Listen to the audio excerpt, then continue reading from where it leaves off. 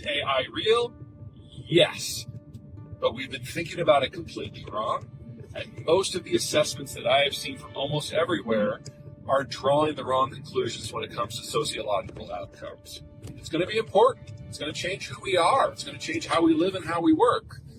But the word here is change. It's not a revolution. I think what you're seeing with ChatGPT is just the tip of the iceberg. You will increasingly go to your device and you're going to be following that device. You'll get better advice out of your device than your own thoughts. And you're going to see it happen in an enormous number of areas. It used to be that you needed to know something about math, and then you get a calculator. Then you evolve. You used to have to remember things. Nowadays, you can so easily look up all history. It's at your device. Now you're going to more and more be able to say, what is the best thinking?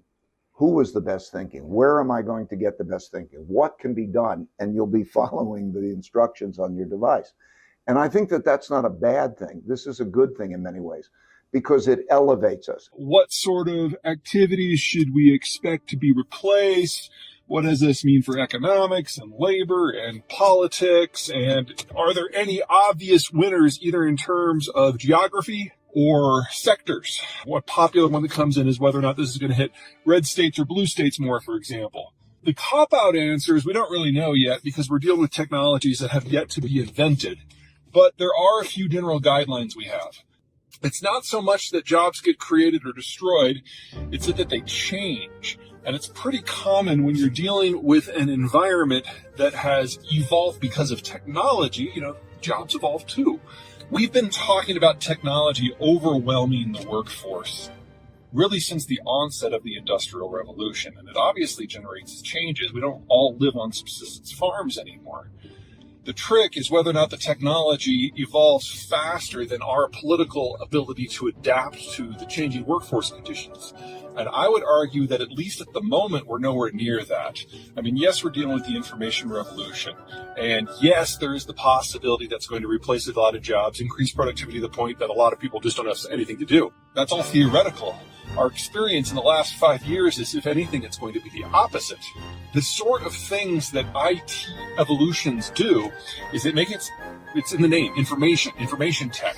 It manipulates information at a faster rate. But that is not where the uneducated people in our society are. Most of the uneducated people in our society are in lower class, blue collar jobs.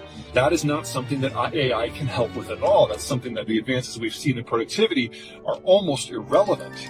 AI instead is taking away those low to mid-skilled white collar jobs, which is not normally what we think of when we think about the sort of jobs that can be destroyed. So we've actually, in the last 3 years, seen the greatest increase in take-home pay for low-skilled blue-collar workers in over a century. And that has actually helped, in the case of the United States, narrow economic inequality to a degree that we have not seen since before the World Wars. So if anything, the theory is proving itself wrong rather than right. However, if you're, say, a copy editor or a secretary, well, you might have some really big problems because AI already has been able to deal with those jobs in a more efficient manner, and you just don't need as many people. In fact, the blockchain, which is one of the things that undergirds crypto, is something that could be very transformative in things like healthcare. If you think about any doctor's office you've been in, there's that huge forest of staff in the back who are basically on the phone with the insurance agents every day, all day. Well, the whole idea of blockchain is that anyone who controls half of the pieces can grant others access. Well, in your healthcare records, that would be you.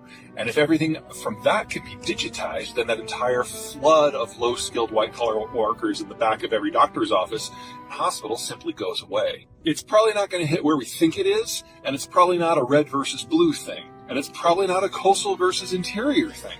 It's a mid-levels of education versus the edges. If you're highly educated or low educated, you look fine from this. Second, there's the issue of time. Now, obviously, these technologies continue moving, but there's 2 reasons to expect that we're going to have a lot more time to make this adaptation than I think a lot of people give it credit for. Number one is as the baby boomers are retiring, which is happening right now, they are liquidating all of their investments going into really boring stuff like T-bills and cash. That's not what funds IT startups. That's not even what funds the big IT companies in Silicon Valley. For that, you need venture capital. You need a high velocity of money. Retirees are no good for that. And the whole world is aging very rapidly, and baby boomers are not a phenomenon limited to the United States. So we're going to see the amount of capital just kind of seize up in the entire space. At the same time, most of the world is running out of the 20 and the 30-somethings that are necessary to do the research and develop these technologies in the first place. So overall, we should expect the pace of technological evolution in the world to slow quite a bit in the 2 decades to come compared to the 2 decades we've just completed. We're not close to a general AI breakthrough. Let me explain what I mean by that. Artificial intelligence kind of falls into 2 general buckets. General AI is, Skynet, the idea that the machine can actually look at a situation, think, come up with a potential solution, and then act on it. We're nowhere close to that. I don't know anyone, even Elon Musk, who thinks we're going to be there before 2050. And this is before you consider that the amount of capital and workers that are available to develop these sort of things is in the process of drying up. So probably we're looking at 2060, 2070 or beyond. We're not even close. The other type of AI is applied AI or mission-specific AI. And it's not so much artificial intelligence in the way that we kind of have it in our heads, but it is machine learning. But it's really more like machine programming. So you put in dozens, hundreds, thousands of if-then statements into a program for it to execute. And as long as the conditions that are presented to the machine fall within the rubric of what you program, you're okay. But if you see something even a little out of context, the whole thing tends to fall apart. So, an example. Let's say you're developing an AI driving program and you tell it what a stop sign looks like. What if the stop sign has a bumper sticker on it? Or graffiti? Or if it's on the side of a building as part of an ad? Applied AI can't recognize those other conditions, and if you kind of widen your parameters to make a rounding error, then it's going to make very real mistakes in the very real world that any 4-year-old couldn't. So if you need AI to do calculus, yes, they're light years ahead of what we as humans can do right now. If you need it to make a decision based on a judgment call, they are still completely and utterly incompetent. Let's assume that some of this happens anyway. And so we're going to have to deal with an AI system that is making decisions. What does that mean for the job industry? So historically speaking, this is not the first time we've dealt with this issue.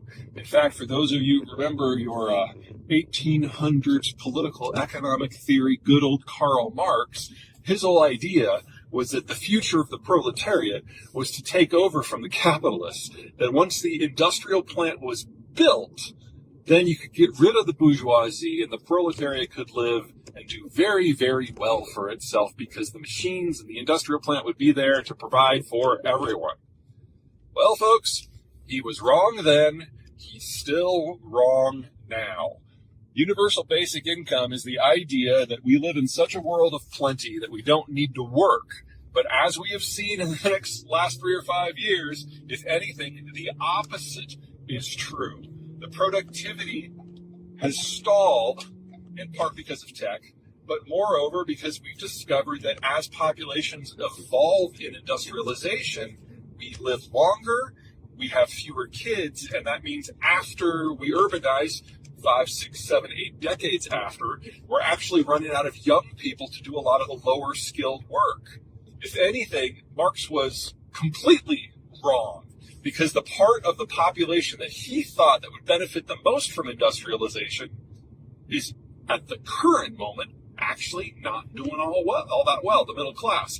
It's the lower classes that are cleaning up right now.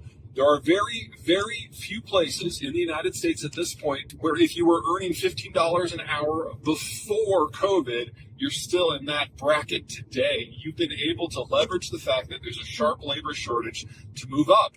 And that means you have a vested interest in the system. And it means if you decide to not work, there is no one who is willing to pay you to not work because there are jobs everywhere. It's part of an evolutionary process in which technology is increasingly replacing parts of man. The physical you. In the old days, the man, physical labor mattered. More and more, then machines replace that. And as we go and ascend to higher and higher levels of thinking that the brain increasingly is being able to use, and that raises you because you can then think about, how do I think? What are the principles?